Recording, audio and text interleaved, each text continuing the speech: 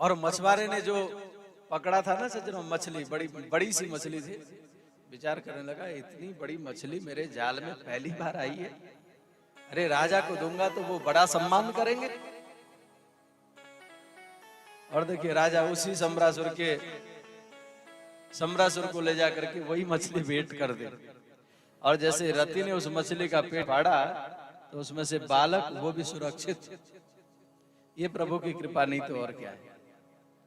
भगवान की कृपा हो जाए तो सज्जनों बड़े बड़े संकट में भी, हम लोगों ने देखा है ना दुनियादारी में भी, कहीं भूकंप आया, कहीं कुछ हुआ, और ऐसे ऐसे लोग मिले 3-4 दिन तक अंदर दबे होने के बाद भी वो जिंदे मिले, सही सलामत मिले।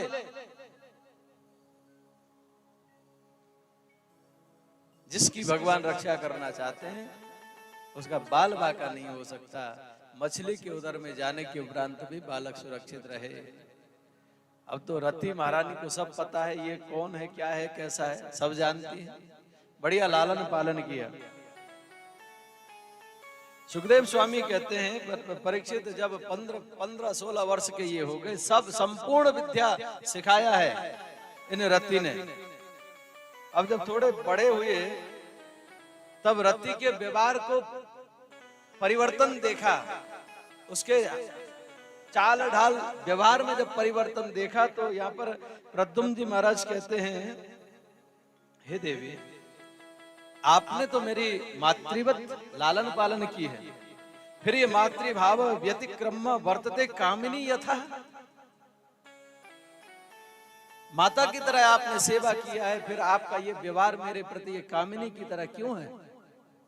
तब यहाँ पर रति महारानी कहती हैं, हे प्रभु भगवान नारायण सुतः संबरेण हतो गृहात् अहम तेधि कृता पत्नी रति कामो भवान प्रभु। हे प्रभु आप भगवान नारायण के पुत्र, द्वारकाधीश के पुत्र हैं, संबरासुर ने हरण करके आपको लाया था, और आप जो है ना, मैं और कोई नहीं, आपकी पत्नी रति हूं। अहम तेधि कृता पत्नी रति कामो भवान प्रभु, और आप और कोई नहीं, आप साक्षात कामदेव हो, मेरे पति हो, इसलिए मेरे व्यवहार में परिवर्तन, क्योंकि मैं जानती हूं आप विस्मरण करके बैठे हैं। जब बताया सज्जनों, अब तो सम्रासुर का वध किया है प्रद्युम्न जी ने, और प्रद्युम्न जी ने वध करने के उपरांत तो सम्रासुर का आए हैं अपनी पत्नी को लेकर के। अब तो ध्यान दीजिएगा, द्वारिका में जो बच्चा बालक होते हुए किसी ने अपहरण कर लिया, और वो जब घर आए महाराज और बहू को लेकर के आए, हा? कितनी प्रसन्नता होती होगी, हुई होगी। भैया ने बढ़िया अपने पुत्र वधू के साथ में बेटे का स्वागत किया है, अगुवाई की है रुक्मिणी मैया ने। ये कथा बतलाई। और आगे सज्जनों सुखदेव स्वामी के श्री चरणों में परीक्षित ने कहा, बोले प्रभु भगवान के तो अनन्य अनेकों विवाह हुए थे, आपने केवल एक रुक्मिणी जी के साथ में एक ही विवाह का प्रसंग सुनाया। तब यहाँ पर सुखदेव स्वामी कहते हैं, एक सत्राजित नाम का राजा था जो सूर्य का परम भक्त था। आशीष सत्राजिता सूर्यो भक्तस्य परम सखा प्रीतस तस्मै मणिम प्रादा सूर्य तुष्टा समंतकम। सूर्य नारायण का भक्त था ये सत्राजित। एक बार द्वारका में सुधर्म सभा में जैसे ही उसका आगमन हुआ, आ रहा था, सभी यदुवंशियों ने देखा, अरे बड़ा तेज पुंज आ रहा है, देखो लगता है कि सूर्य नारायण भगवान साक्षात आ रहे हैं। तो भगवान ने कहा नहीं, सूर्य नारायण नहीं, सूर्य नारायण का भक्त आ रहा है। सूर्य नारायण ने प्रसन्न होकर के एक श्यामंतक नाम की मणि प्रदान कर रखी थी सज्जनों, इसको सत्राजित। वहां पर जैसे ही आया, और ये श्यामंतक मणि की विशेषता थी कि ये 8 भार सोना नित्य प्रति प्रदान करते थे। 8 भार यानी कि 1 किलो 600 ग्राम, 1 किलो 600 ग्राम नित्य प्रति सोना देती थी ये मणि। और ध्यान दीजिएगा, हमारे भारतवर्ष में कई ऐसी मणियां होती थी सज्जनों, पहले विद्याएं कई थी, श्यामंतक मणि क्या ये प्रसंग है। और दूसरा एक हम लोगों ने कथा में सुना, पारस मणि, वो लोहे से टच करा दो तो जिस लोहे से टच हो जाता था वो सोना बन जाता था। जो लोहा उस पारस मणि से टच होता था तो वो सोना बन जाया करता था। सिद्धियां बहुत थी, अब तो देखिए सिद्धियां लुप्त हो गई हैं। कुछ तो हम लोग इतने आलसी हो गए कि सिद्धता, कोई भी चीज सिद्ध करने के लिए समय चाहिए, एकाग्रता चाहिए। हमारे पास ना तो एकाग्रता है, हाँ, ना समय है, भागे जा रहे हैं, भागे जा रहे हैं। महानगरों की दौड़ में कभी कभी आप लोग जब जाए ना महानगरों में, दिल्ली मुंबई जब जाएं और रोड के किनारे थोड़े खड़े होकर के देख लो, ऐसा लगता है कि राम राम राम, ये कहाँ भागे जा रहे हैं, इनका अंत कहाँ है, कहाँ जाकर के इनको विराम मिलेगा। हाँ? एक सेकंड बस 2 मिनट की लाल बत्ती हो, वहां पे देखो बिल्कुल जाम, और लाल बत्ती खुला नहीं कि राम ऐसे भगते हैं कि पहुंचने की जल्दी, और भागम भाग है सजनों। गंतव्य लक्ष्य हमारा क्या है? कुछ नहीं। हा? भागम भाग में हम सब हैं, अलग मैं भी नहीं हूं, हम सब भागे जा रहे हैं, पर हमारा दौड़ कब विश्राम होगा ये कह नहीं सकते। भागने में लगे हुए हैं। और एक बात निवेदन करो, जो भागा है ना उसने कभी कुछ प्राप्त नहीं किया। जो जाग करके एक जगह बैठ गया उसने बहुत कुछ जीवन में पाया है। अनेकों मड़ियां हुआ करती थी, तभी तो देखिए हमारे भारतवर्ष में अगर देखा जाए तो पैदावार की दृष्टि से शायद मैं समझता हूँ 9वां स्थान है अपने भारतवर्ष का सोने के पैदावार में। और खपत के हिसाब से देखा जाए तो मंदिर सोने के, पात्र सोने के। हाँ? और देखिए और की तो क्या चली, हम जैसे साधारण में 2-2 अंगूठी पहनाए, हालांकि हमारा तो कुछ नहीं, हमें तो बस आप लोग पहना देते तो पहन लेते हैं। हाँ? तो कहने का भाव क्या, खपत हमारे भारतवर्ष में सोने का सबसे ज्यादा प्रयोग। वो अलग है कि उधर जो कार में भी सोना लगाते हैं वो तो फिर धन का, जिसको कहते हैं ना, दुरुपयोग नहीं। धन अगर प्रभु ने दिया तो सदुपयोग होना चाहिए। जो सोने की कार बनाते हैं ना, मैं उनको सदुपयोग नहीं मानता। ये तो वो बुद्धिहीन लोग हैं हकीकत में, अपने अभिमान को बढ़ाने के लिए व्यक्ति कर रहा है कि नहीं भैया जी? देखो धन प्रभु ने दिया है, आपको धनवान बनाया, तो धनवान बनाया प्रभु ने, तो उसके विश्वास को आप जीते हैं, उस धन का सदुपयोग करें। सोने की कार बनाने से वो प्रसन्न नहीं होगा। उस धन से दीन दुखियों की सेवा करें, जहां धन की आवश्यकता है वहां पे लगाएं। उसको हमेशा, जो विश्वास करके उसने हमें धनवान बनाया ना, उसको हमेशा विश्वास जीते, उसका हमेशा धनी बने। हाँ? ऐसा आयोजन करें। देखिए हमारे परीक्षित महोदय के लिए जितना कहें ना उतना कम है सच। एक सरकारी जॉब भी तो आप करते थे, ठीक? बालकों को पढ़ाना लिखाना, समय सापेक्ष सब व्यवस्थाएं करना, और उसी परिश्रम की कमाई थोड़ी थोड़ी पूंजी जोड़ जोड़ करके ऐसा दिव्य आयोजन करना, ये बहुत बड़ी बात है सजा। लोगों के पास इतना पैसा होता है कि उनको पता नहीं कितना पैसा है, फिर भी सतमार्ग की ओर उनका मन नहीं जाता। तो वो तैयारी कर रहे, भगवान जो विश्वास करके दिया, आगे उनके ऊपर भगवान विश्वास नहीं करेगा। हाँ, तो कहने का भाव क्या, प्रभु ने अगर दे रखा है तो खूब उसका सदुपयोग करें, दुरुपयोग न किया जाए।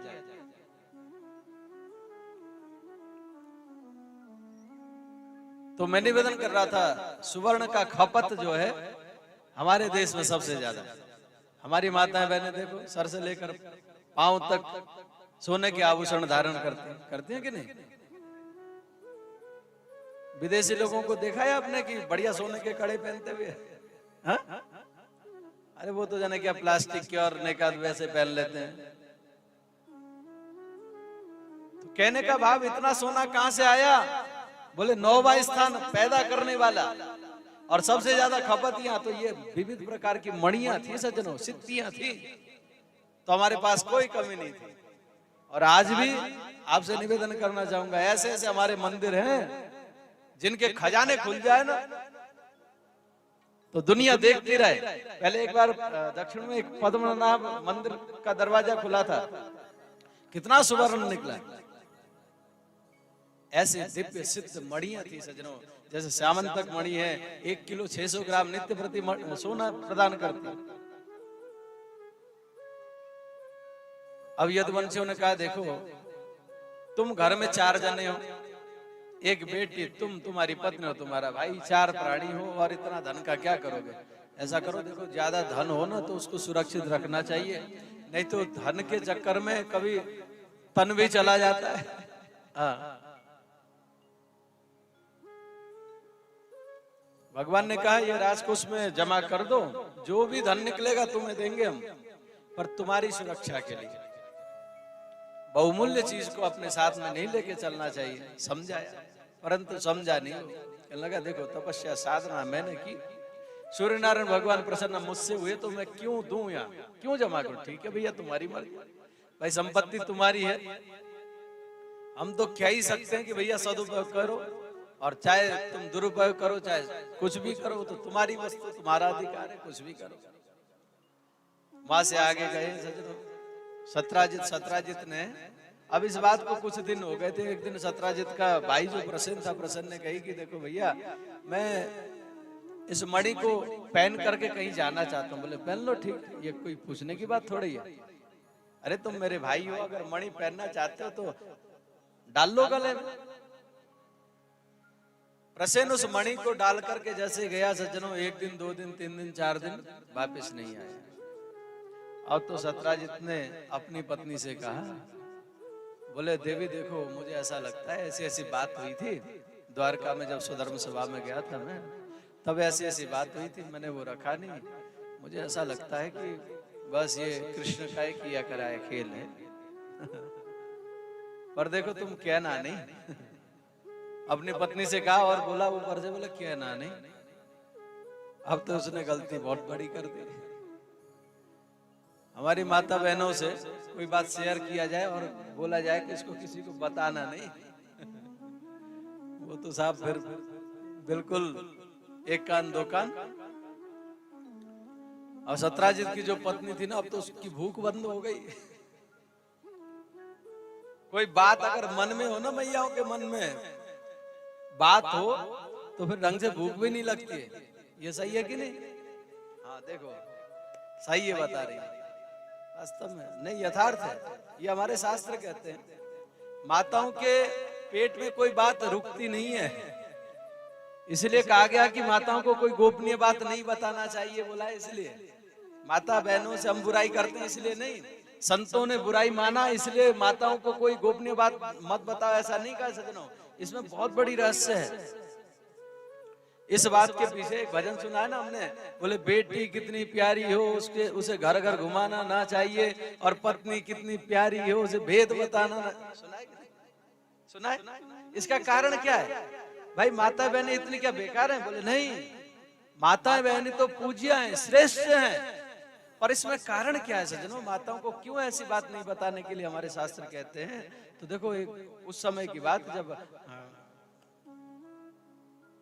महाभारत के कर्ण जो सूर्य पुत्र थे, आप सबने कथा सुनी है, सूर्य के पुत्र, कुंती माता के पुत्र थे कर्ण। कुंवारी अवस्था में भगवान सूर्य का एक मंत्र किस संत ने दिया था, उस मंत्र की परीक्षा लेने के लिए मैया ने उस मंत्र का प्रयोग किया, तो सूर्य नारायण भगवान आए और कर्ण को प्रदान करके चले गए। अब विवाह हुआ नहीं है, बिन विवाह के ही बालक हो जाए तो समाज में कौन स्वीकार करेगा? कुंती मैया ने उस जिगर के टुकड़े को जल में प्रवाहित कर दिया, कर्ण को। जिसको मिला उसने लालन पालन किया। महाभारत का युद्ध हुआ, पांडवों को विजयश्री मिली प्रभु कृपा से। और जब जलांजलि तिलांजलि दे रहे थे पांडव लोग, तब कुंती मैया ने कहा, बोले बेटा युधिष्ठिर, कर्ण को भी जलांजलि दे बेटा। युधिष्ठिर ने कहा, बोले माँ न वो हमारे जात का, न कुल खानदान का, उसको मैं जलांजलि क्यों दूं कर्ण को? वो तो सूत पुत्र, क्यों दूं? तब संपूर्ण बात बताई कि बोले बेटा वो सूत पुत्र नहीं, अभी तो तुम्हारा सबसे बड़ा भाई था। युधिष्ठिर जी को बड़ा दुख हुआ, मां तुमने इतनी बड़ी बात हमसे छुपा के रखी। अरे हमें पहले ही बता देती, हम उनके बड़े भ्राता के चरणों की सेवा करते, उनके चरणों में बैठ जाते, इतना ये जो बवंडर हुआ क्यों होता। बहुत दुख हुआ युधिष्ठिर जी को। आज युधिष्ठिर जी ने अपनी माता को श्राप दिया। संपूर्ण स्त्री जाति को मैं ये श्राप देता हूं कि उनके मन में कोई भी बात पचेगी नहीं। हाँ, तो युधिष्ठिर जी का श्राप है हमारी माता बहनों को, इसलिए कोई गोपनीय बात तो उसको न बताने की बात इसलिए कही है क्योंकि बड़ी भोली होती है। कोई भी बात है, मतलब दुश्मन आ गया, झूठ मूठ के दो शब्द रो लिया उसने, सब उगेल देंगी। हाँ, सब बता देंगी बात, खतरा होगा कि नहीं। हाँ, इसलिए न बोलने के लिए कहा है, इस हिसाब से नहीं। देखिए समझने की बात है, हमारे सनातन धर्म में तो सबसे पूर्व है मातृदेवो भव, है कि नहीं। तो माता बहनों का स्थान सर्वश्रेष्ठ है। और आजकल की हमारी बहनें कुछ कहने लग गई हैं, बोले नहीं हमें तो स्वतंत्रता चाहिए। उनको या तो ज्यादा कहेंगे ज्यादा बुद्धि वाली है, या फिर इस भाव से देखा जाए, इस दृष्टि से देखा जाए तो वो बुद्धिहीन है। नहीं, क्या स्वतंत्रता चाहोगे। और एक माता बहनों के जीवन में हमेशा एक सहारे की जरूरत होती है सज्जनों। संत जन कहते हैं, बोले हमारी माता बहनें क्या है, बोले ये लता है। लता जानते ना, लता को, बेल, बेल को जब तक एक कोई सहारा नहीं मिलता है ना, वो बढ़ नहीं सकती। और एक बेल को सहारा मिल गया, एक किसी पेड़ की, किसी वृक्ष के पास में तुरई की बेल लगा दीजिए, काशी फल की बेल लगा दीजिए, देखिए ऊपर तक ढक लेगा और चकाचक फल देगा। और कुछ सहारा ना दो, वहीं पे छोटा सा होगा, लुढ़क जाएगा, ज्यादा पनपेगा भी नहीं वो, हाँ खत्म हो जाता है। तो हमारी माता बहनों को बेल की संज्ञा दी है, लता की संज्ञा दी है। जब छोटी होती है माता पिता भाई के अधीनस्थ ये रहती हैं, और जब बड़ी होती हैं अपने घर में जाती हैं तो अपने पति के अधीन में रहती हैं, और जब ये माता वृद्ध होती हैं तो ये बेटे के संरक्षण में रहती हैं। इनको हमेशा संरक्षण आवश्यक है। स्वतंत्रता की बात कहाँ से आई। और वैसे भी परतंत्र में दुख थोड़ी है भाई, मातृदेवो भव सर्वप्रथम स्थान इनका है।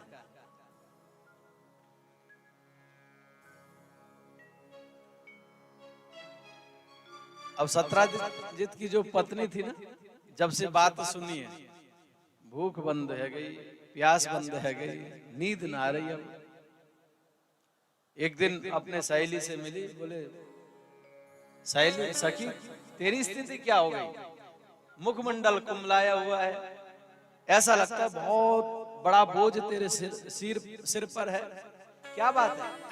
जबकि पतिदेव ने मना किया था ना, नहीं बताना, और उससे रहा नहीं गया।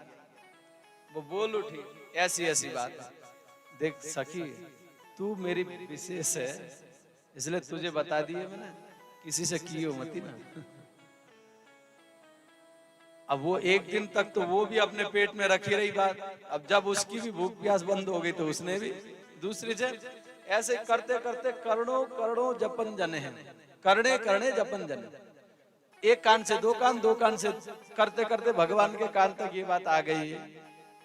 कौन सी बात, बोले ये यदुवंशियों ने रखने की बात कही थी, मैंने रखा नहीं तो मार दिया मेरे भाई को, और वो मणि ले लिए। भगवान बोले ये तो बिना मतलब का कलंक लग गया, इस कलंक को तो दूर करना पड़ेगा। अब उस कलंक को दूर करने के लिए सज्जनों भगवान कुछ यदुवंशियों को लेकर के आगे गए हैं।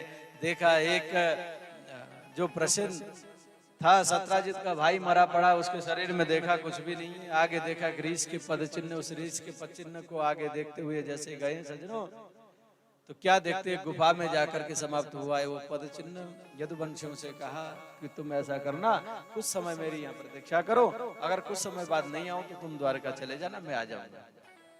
भगवान उस गुफा में प्रविष्ट हुए और गुफा सज्जनों वो जो है जाम्बवंत जी की थी और जाम्बवंत जी की पुत्री जाम्बवती वहां पर खेल रही थी और जैसे ही जाम्बवती ने प्रभु श्री के दर्शन किए पहले ही आज तो उन्होंने मन ही मन भगवान का वरण कर लिया सज्जनों। उधर जाम्बवंत जी ने देखा कोई पर पुरुष आया हुआ है मेरी गुफा में, आप देखा ना ताप देखा, भगवान से लड़ने लग गए। एक दिन, 2 दिन, 3 दिन करते करते जब कई दिनों तक युद्ध, मल्ल युद्ध जैसा हुआ भगवान के साथ, और अंत में जब जाम्बवंत जी की नस नस ढीली हो गई तो हाथ जोड़ के कह उठे, जाने तुम सर्वभूतानां प्राण ओजसो बलम विष्णु पुराण पुरुषम प्रविष्णु मदेश्वरम। हे प्रभु मैं आपको जान गया। बोले भैया जब सबरी संपूर्ण नस नस ढीली हो गई तब जाने, पहले ही जानने तो इतनी ठुकाई थोड़ी खानी पड़ती। हाँ? तो जाम्बवंत जी जान गए, बोले प्रभु आप मेरे नारायण हो, मेरे स्वामी हो, मेरे राम हो, मैं आपको जान गया। कथा ऐसी आती है सज्जनों, जब लंका में सभी दुष्टों का, रावण आदि दैत्यों का संहार करके भगवान अवध में आगमन हुआ प्रभु का, सबको यथा योग्य भेंट दिया भगवान ने और सबसे कहा कि जो कुछ भी चाहिए आप लोग निसंकोच मांग सकते हो। तब यहाँ पर जाम्बवंत जी ने कहा, बोले प्रभु मुझे जो चीज चाहिए वो दीजिए। बोले मांगो क्या चाहिए? बोले देखिए अब मेरे हाथ की खुजली नहीं समाप्त हुई। जाम्बवंत जी काफी बलवान थे,